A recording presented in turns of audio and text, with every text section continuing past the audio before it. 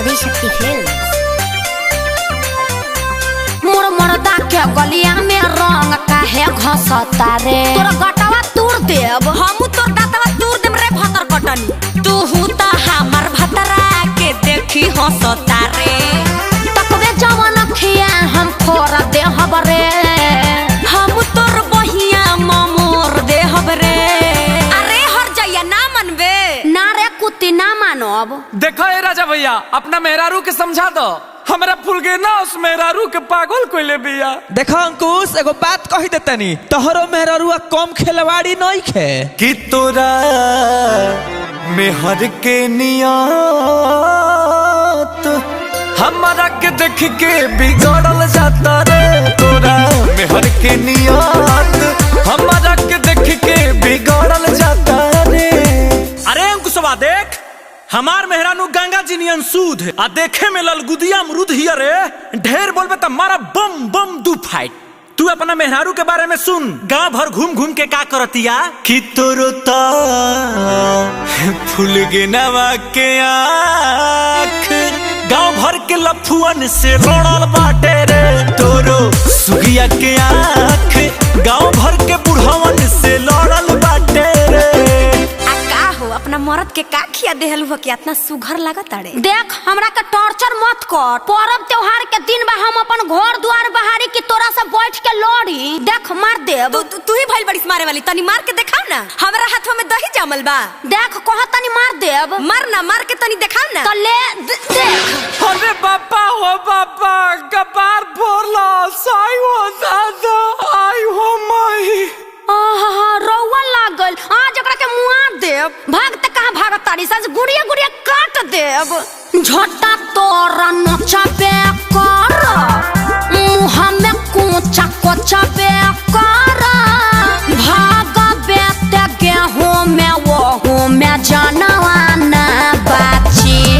ए buzzer मारा बखाची खाची चिलइबो चाचाया चाची। जदी छुई देबे तोरो एको करम ना बाची। देख राजा भैया हमार कपार तो फूट गई। हाँ तो तोरी इज्जतियो तो लूट गई। अभी ओले कहतानी हम ढेर सहातानी। चढ़ल बा फगुनवा मनवा पढ़ल बा ओकर। तू दोनों बेकत हमन के बुझेल सन का खरिया चोकर। तय में बुझे के का बात तोहनी के दोनों हवा सदा जोकर। देखे ढेर मत बोली। रउआ पर हम तकले होकर तो भगवान जी हमार आंख फोड़ दे। आ रउए भइल बनी शाहरुख खान के मौसा। काहे पपराइल बड़ीस रे। आओ ना तनी भिड़िया सट के बोल। काहे दू कोस दूर से बोलो तारी। मारब के टंगड़िया छटक जाई। मारब कबेले सहतनी त तू मजाक बना के धइल बड़ू। रुक ले हई। अरे बाप रे बाप, हमारो के मार देली सब। ले अब ना मजा लेबे। लजाई लइका ढोड़ी टोवेला ले ले। अरे हमर करेजा जी सनम जी हट होने। हई सब सौतिनिया के चलते भइल बा। हई बनर मुही आए हो दादा हम का करी। अरे हई खेला वाड़ी बंद कोई के केवाड़ी कई गो मरद घुसावेले। अरे जो ना तोरा में त खुदे छिहत्तर गो छेद बा। सुन रे छिहत्तर घुसाई के भीतर जवान रंगवा बेले।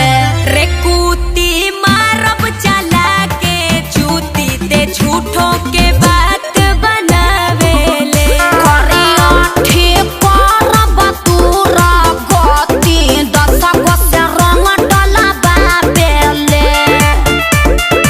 ए अंकुश एगो खुश होके बात कही। का कहब? ते पुराण उठा के देख ले। महाभारत होके चाहे रामायण, सब नारिये चलते भइल बा। हमनी के लड़ी कट के मरी जाइल जी बाबू।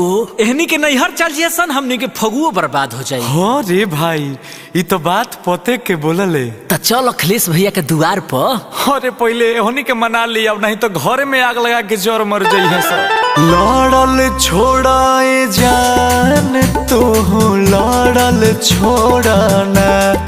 ओ मिली जुल के तू जान मिलजुल के रहना। ए सखी का सखी की बतिया मान लेनी राजा जी के अब तू मानी जा। कि चल संघवे मिल के गरम गरम पुआ छाने जा। ए सखी चल। हाँ चल चल।